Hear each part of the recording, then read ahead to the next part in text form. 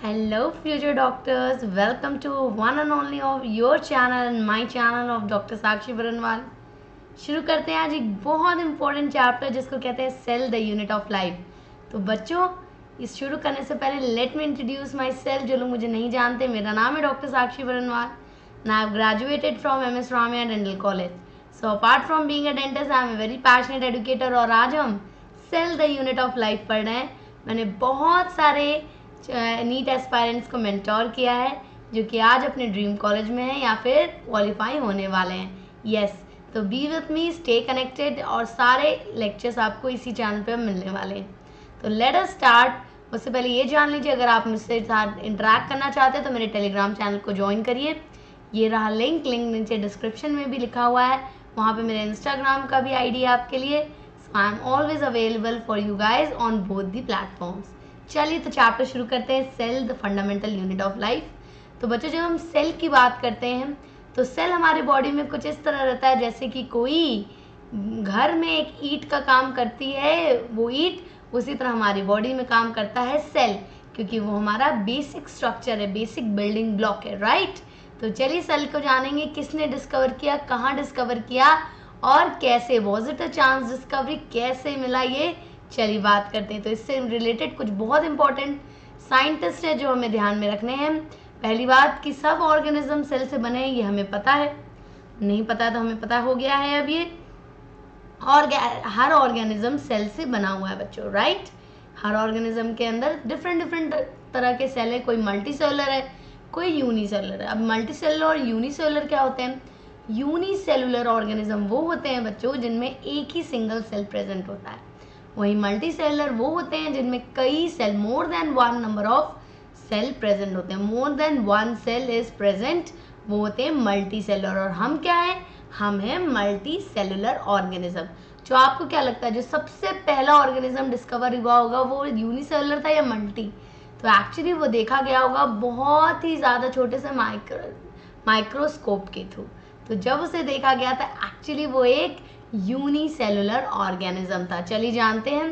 तो पहली बार सेल जो डिस्कवर किया था वो रॉबर्ट हुक ने डिस्कवर किया था. राइट. रॉबर्ट हुक जी ने डिस्कवर किया था और इन्होंने किया था डिस्कवर कॉर्क सेल में. और ये कॉर्क कहाँ होता है? ट्री के बार्क में देखा जाता है. और ट्री क्या होता है? Tree is a multi cellular. तो जो मैंने बताया ऐसा कुछ नहीं है, मैं मस्ती कर रही थी. तो मल्टी सेलर ऑर्गेनिज्म में एक्चुअली देखा, ऐसा कोई ज़रूरी नहीं है. उन्होंने क्या देखा? उन्होंने बेसिकली एक सेल देखा. रॉबर्ट हुक जी ने अपना खुद का एक माइक्रोस्कोप बनाया था. ये रॉबर्ट हुक जी हैं जिनके ऊपर हमने चित्रकला कर दी है अभी, तो इनको हटा लेते हैं एक मिनट. तो रॉबर्ट हुक जी बच्चों ये साइंटिस्ट थे जिन्होंने इस सेल को डिस्कवर किया था. कहाँ होता है? बार्क ऑफ ट्री में आपके कॉर्क सेल प्रेजेंट होते हैं. और इन्होंने अपना खुद का ओन माइक्रोस्कोप बनाया था जिससे इन्होंने उस सेल को देखा था.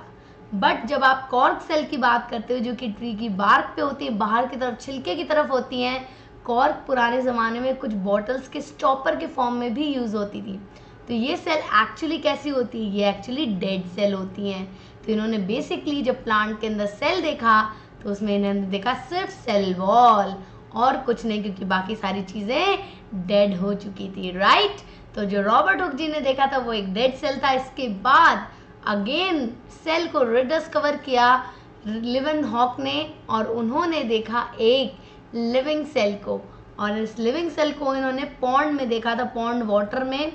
ठीक है, इन्होंने पॉन्ड वाटर में ये डिस्कवर किया था.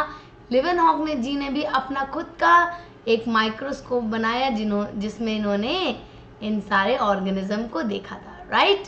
तो ये है हमारे एंटन वॉन लिवेनहॉक. इसके बाद एक और साइंटिस्ट है जिनका नाम है रॉबर्ट ब्राउन. ठीक है, इन्होंने न्यूक्लियस डिस्कवर किया जिसके अंदर हमारा जेनेटिक मटेरियल होता है. ठीक है, जेनेटिक मटेरियल अगर होगा तो यही आपका बेसिस ऑफ इनहेरिटेंस होगा. राइट. इनहेरिटेंस इसी के थ्रू होता है. तो ये है हमारे रॉबर्ट ब्राउन, यहाँ पे आप देख सकते हैं. ठीक है, तो बच्चों एक चीज़ ध्यान रखना, जब आपसे पूछा जाएगा who discovered a living cell तो आप एंटन वॉन लिवेनहॉक का नाम मेंशन करेंगे, ना कि रॉबर्ट हुक का, क्योंकि Robert Hooke was the person who first discovered the cell but it was not a living cell, it was a dead cell.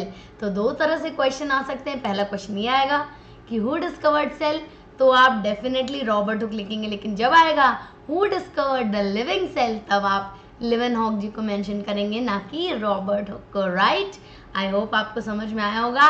कुछ नहीं समझ में आता, कुछ प्रॉब्लम होती है, you can drop in the comment section down in the. Then invention of microscope and its improvement leading to electron microscope reveal all the structural details of the cell. जब electron microscope limelight में आया था, उसका discovery हुआ था, उसके बाद इतनी माइन्यूट चीज़ें डिस्कवर की गई क्योंकि उसकी रेजोल्यूशन पावर, मैग्निफिकेशन पावर काफ़ी तगड़ी थी. It was more 100x than your normal compound microscope. तो इतना ज़्यादा मैग्नीफाइड वर्जन था, 1000x इतने तक जाता था आपका. तो it was helping out to discover so many structure. बाद में सेल को बहुत अच्छे से देखा गया, साथ साथ सेल के अंदर बहुत सारे कॉन्स्टिट्यूएंट थे, उनको भी डिस्कवर किया, जो कि आगे हम इस चैप्टर में पढ़ने वाले हैं. इसके बाद हम देखेंगे कुछ इंपॉर्टेंट साइंटिस्ट जो आपके एग्जाम में अक्सर पूछे जाते हैं, जिन्हें आपको अपने नोट्स में नोट डाउन करना है. तो चलिए इंपॉर्टेंट साइंटिस्ट को देखते हैं. तो डिस्कवरी ऑफ सेल किस किस ने कब कब और किस तरह से किस पार्ट को डिस्कवर किया, ये सारी चीज़ें इस चार्ट में आपके लिए अवेलेबल है. तो जैसा कि हमने देखा, रॉबर्ट हुक जी ने सेल डिस्कवर किया. राइट. कब? 1665 में. कई बार ईयर भी पूछे जाते हैं, तो आपको ये पूरा चार्ट बना के दिया गया ताकि आप सारी इन्फो एक बार में कलेक्ट कर पाएँ. इन्होंने एक सेल का प्रेजेंस नोटिस किया था. So he was the one who discovered the cell. Next है Leeuwenhoek in 1674, almost after 9 years, जिन्होंने लिविंग सेल को डिस्कवर किया. कहाँ? पॉन्ड वाटर में. कहाँ डिस्कवर किया बच्चों? पॉन्ड वाटर में. Then there came Robert Brown, जिन्होंने न्यूक्लियस डिस्कवर किया सेल के अंदर. राइट. और इन्होंने कब डिस्कवर किया? 1831 में. And very late. देख रहे हो कितना डिफरेंस है दोनों ईयर में. मतलब सेल के डिस्कवरी के कई साल बाद न्यूक्लियस की डिस्कवरी हुई.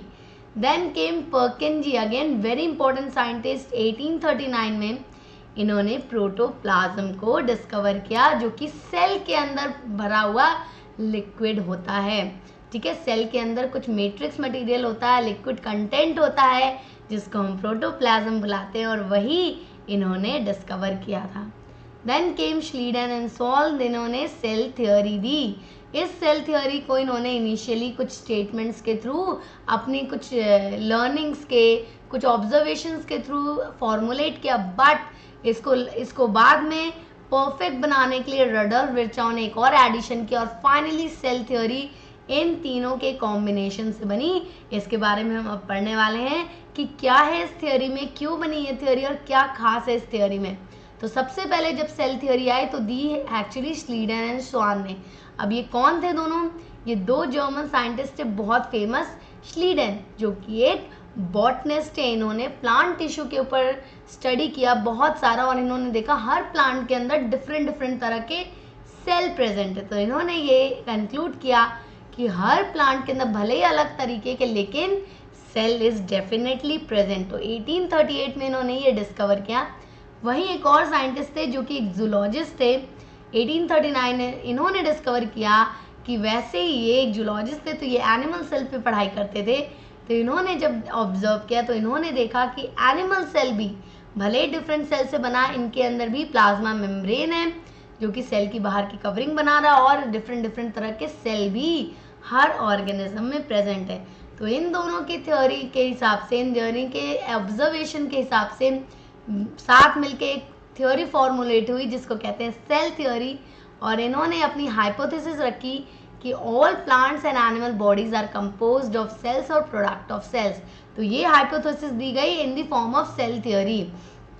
बट इसको पूरी तरह से जस्टिफिकेशन नहीं मिला. क्यों नहीं मिला? क्योंकि इसमें बहुत से पॉइंट्स मिसिंग थे. ठीक है. कि सेल बन कैसे रहे, कहाँ से आए. मान लो सेल किसी चीज़ से बना है, दिस इज प्रूव्ड कि animals and plant is made up of cell.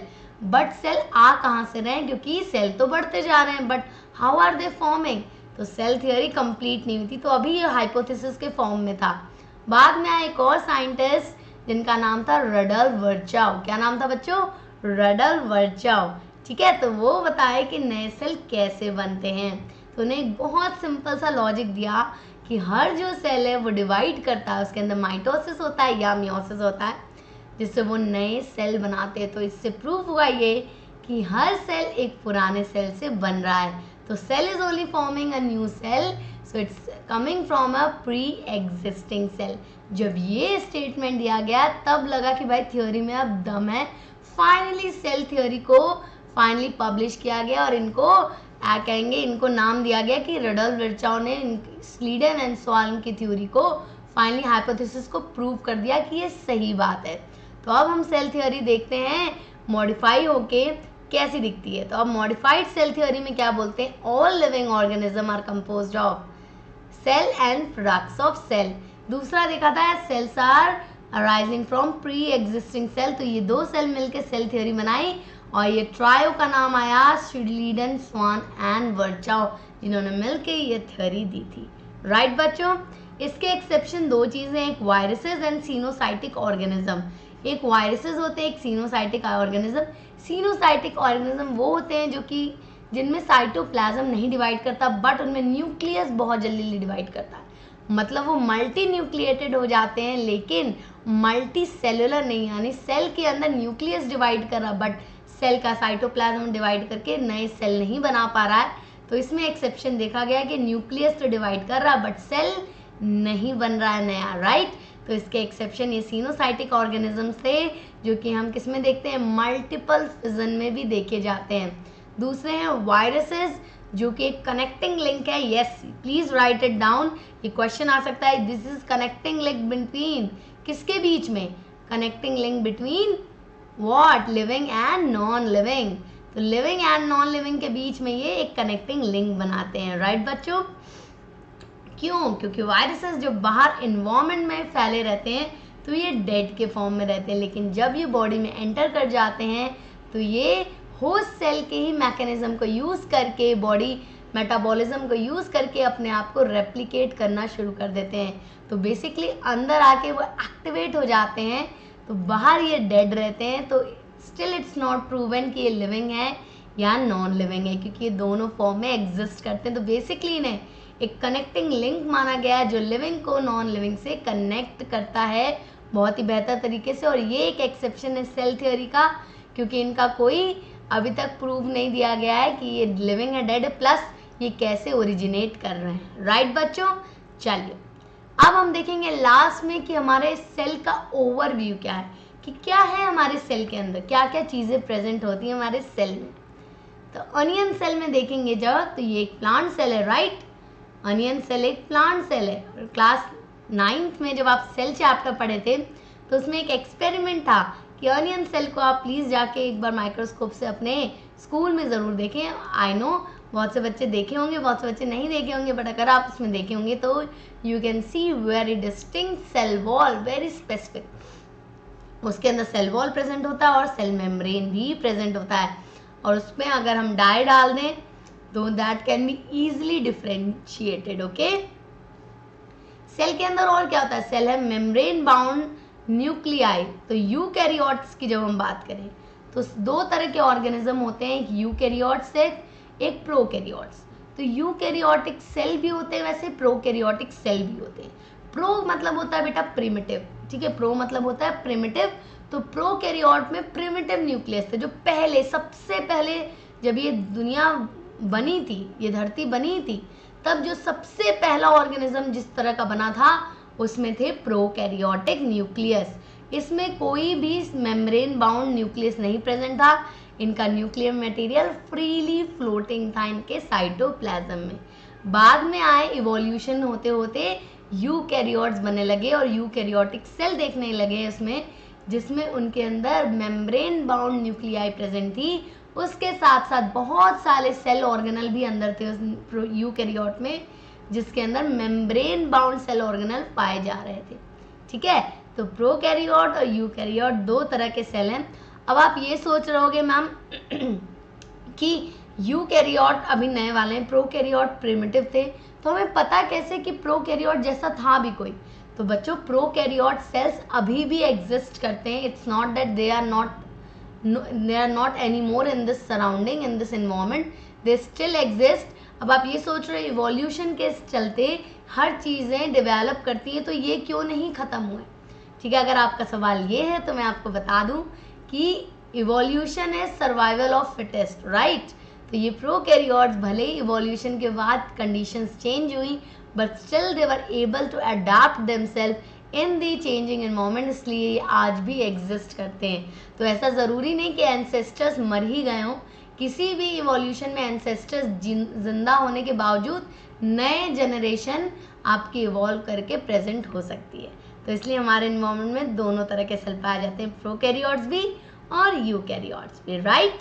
इनके बारे में आगे अच्छे से पढ़ने वाले हैं कि प्रोकैरियोटिक सेल कैसे देखना है, यूकैरियोटिक सेल कैसे देखना है, पूरा हम डिटेल में अभी नेक्स्ट क्लास में डिस्कस करने वाले हैं। सेमी फ्लूइड मैट्रिक्स होता है इसके अंदर, इसको साइटोप्लाज्म कहते हैं, जो कि सेल के अंदर होता है, जो कि सेल का पूरा वॉल्यूम ऑक्यूपाई करता है, राइट। सेल का पूरा वॉल्यूम ऑक्यूपाई करता है, राइट। चल, बिसाइड न्यूक्लियर यूकैरियोटिक सेल है मेम्ब्रेन बाउंड न्यूक्लियस, जो मैंने बताया यूकैरियोट्स में मेम्ब्रेन बाउंड न्यूक्लियस होते हैं, बट प्रोकैरियोट में ऐसा कुछ नहीं होता है, ऐसा कुछ नहीं होता है, राइट।